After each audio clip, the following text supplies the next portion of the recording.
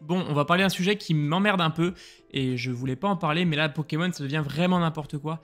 J'ai attendu presque une semaine, là on est mardi, je crois, la sortie Rocket, c'était la semaine dernière, juste avant, et j'ai vu des comportements de fous, et j'ai vu plein de choses qui me font dire qu'en ce moment, Pokémon, ça devient n'importe quoi. En tout cas, j'ai vraiment cette impression-là, et je le vois de plus en plus. Alors, ça devient n'importe quoi pour plein de raisons. Alors déjà, ça a commencé avec 8.5, on le sait, il y a eu les files d'attente, il y a eu les scalpers, il y a eu toutes ces choses-là, mais c'était encore caché. Et là, aujourd'hui, on voit des personnes qui en parlent, qui sont dans les queues le matin et qui disent bah voilà, moi je fais la queue juste pour pouvoir revendre.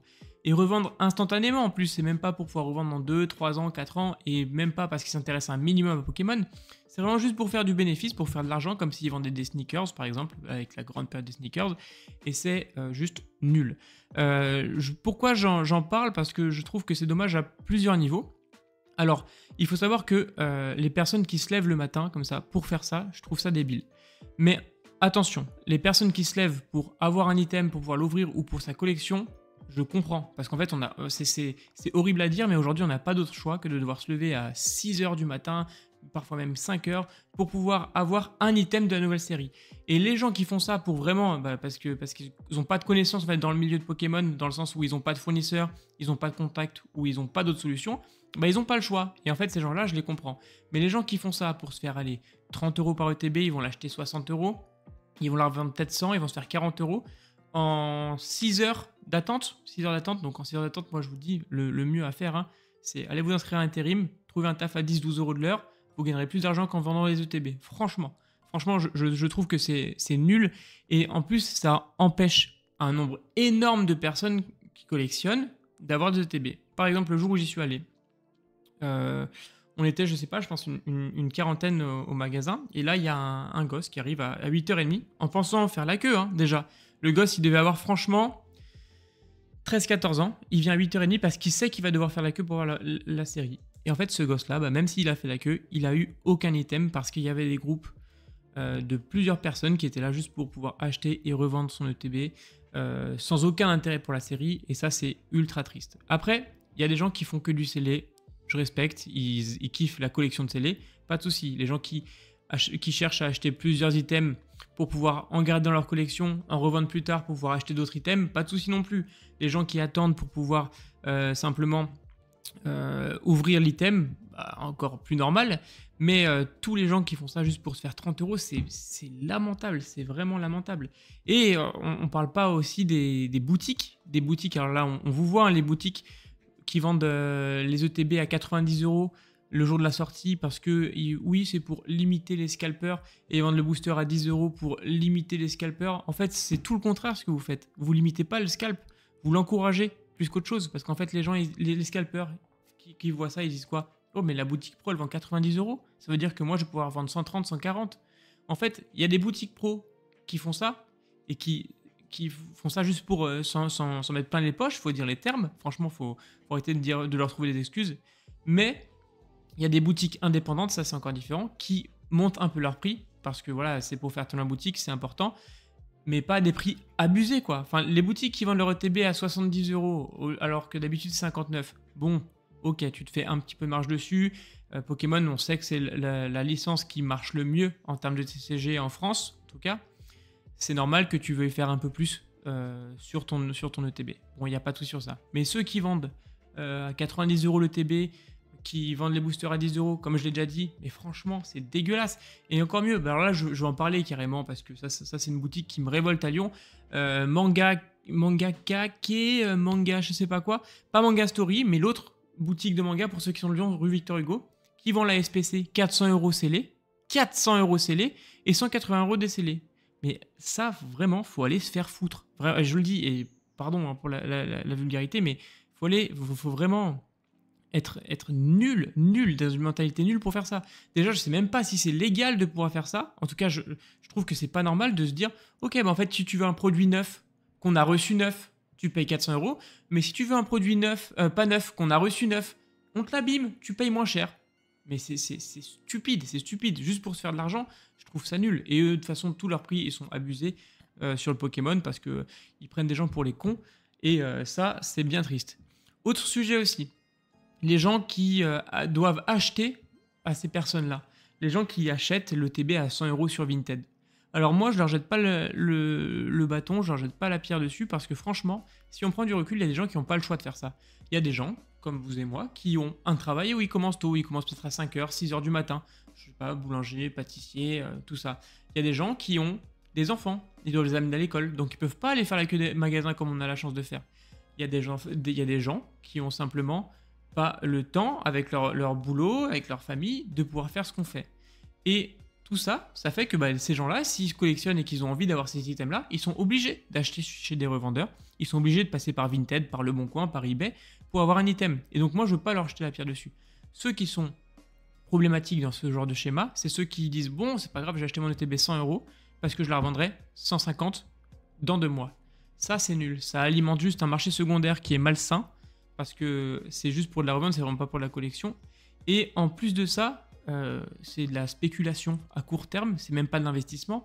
Vous n'allez pas gagner d'argent, vous allez peut-être même plus en perdre qu'en gagner, juste en frais de livraison pour recevoir le TB, en frais d'envoi quand vous allez la revendre. Enfin, je veux dire, c'est ce que vous allez faire comme marché dérisoire, et je trouve ça nul. Et après, il y a un autre gros problème, c'est les gens qui veulent faire comme les gros influenceurs sur YouTube. Alors moi, je sais très bien où est ma place, je suis tout petit, je suis ridicule, mais j'essaie pas du tout de leur ressembler, mais il y a forcément des gens qui prennent exemple sur eux, parce que eux, en fait, ce qu'on oublie trop quand on regarde la vidéo, c'est que c'est leur métier. Si Kibiki, il peut ouvrir 300 boosters pour une vidéo, c'est que c'est son métier, il gagne de l'argent avec ça, c'est normal. Et pareil pour Choi, pareil pour Namso. Namso, j'ai vu sa vidéo, il va devant les magasins à 4h du matin là sur V10. Ça, c'est pas grave. Enfin, je veux dire, c'est pas grave de faire ça. C'est même drôle. C'est pour du contenu, c'est pour du divertissement. C'est vraiment juste pour faire une vidéo où il se marre. Et en plus, ce type, c'est un passionné. Donc, en fait, c'est facile aussi, je trouve, de crier au scandale sur ce genre de personnes, parce que, en fait, ils ont de la visibilité, donc on les voit, mais en fait, c'est pas eux le problème. C'est pas du tout eux le problème.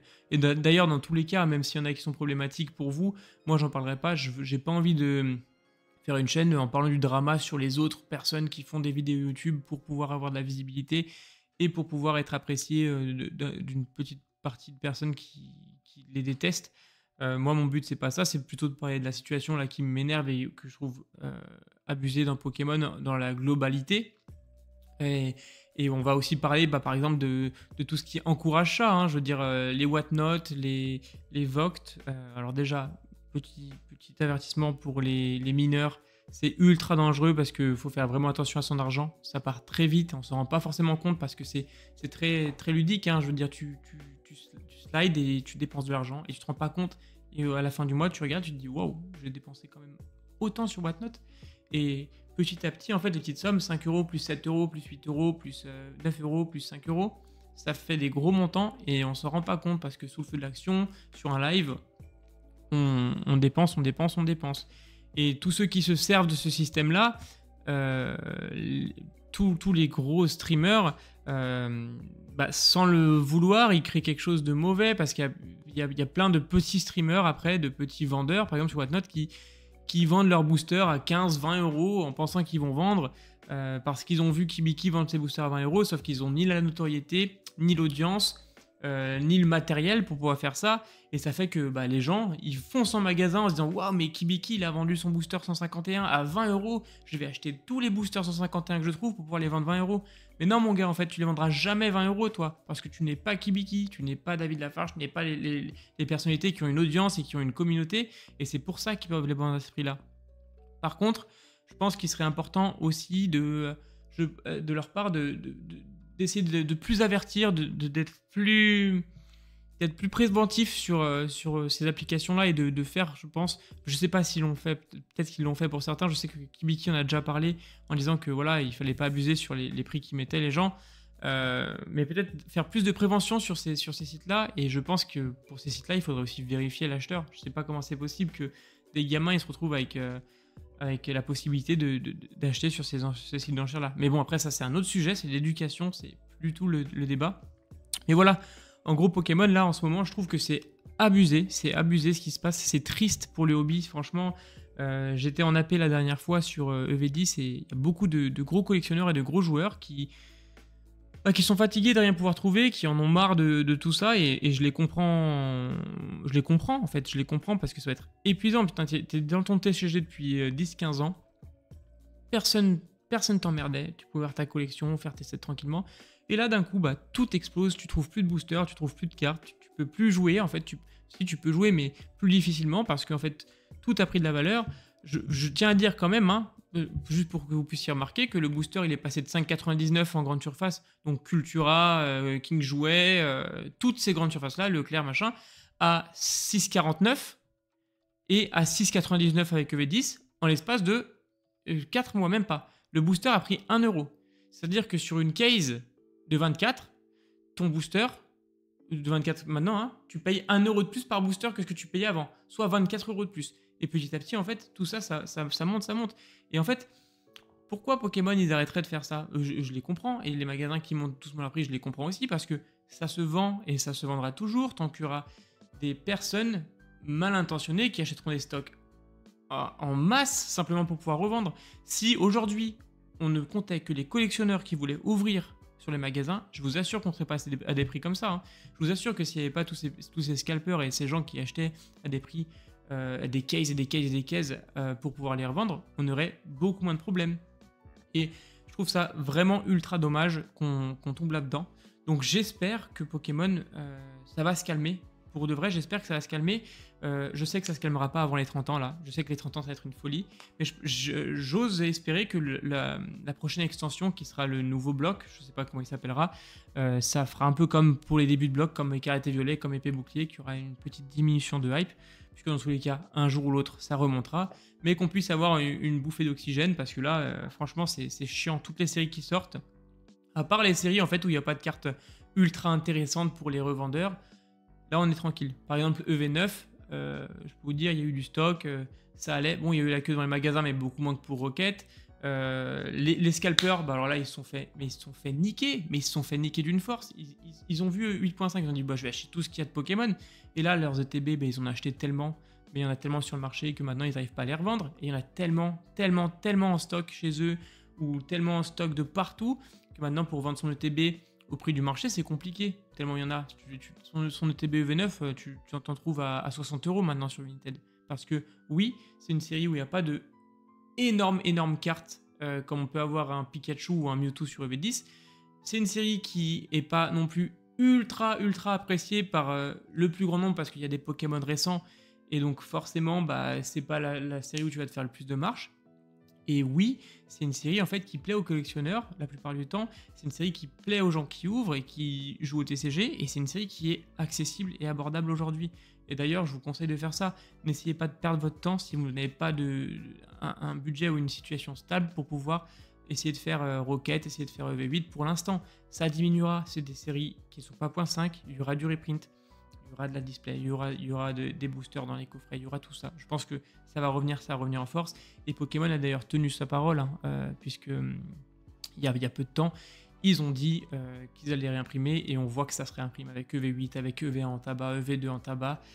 Donc je pense qu'on aura encore du stock, et il y a tellement de stock dormant sur plein de séries, 151, 8.5, EV10, il y a tellement de stock dormant que les prix, s'ils doivent augmenter considérablement, ils augmenteront considérablement dans beaucoup de temps, puisque là, en fait, tous les stocks accumulés, ils s'épuisent petit à petit sur le marché, et en fait, ça fait que le marché n'arrive pas à augmenter d'un coup. En fait, le marché, il se régule parce qu'il stagne, parce qu'il y a trop de stocks. Et c'est pour ça que, pour ceux voilà, qui collectionnent Pokémon depuis longtemps, qui aiment vraiment ça, et qui veulent peut-être vendre une ETB pour pouvoir acheter des cartes ou acheter de nouveaux items, attendez un peu pour vendre vos items, je pense. En tout cas, c'est pas forcément pour moi le meilleur moment. Mais voilà. Tout ça pour dire que c'est gavant tout ce qui se passe. C'est embêtant parce que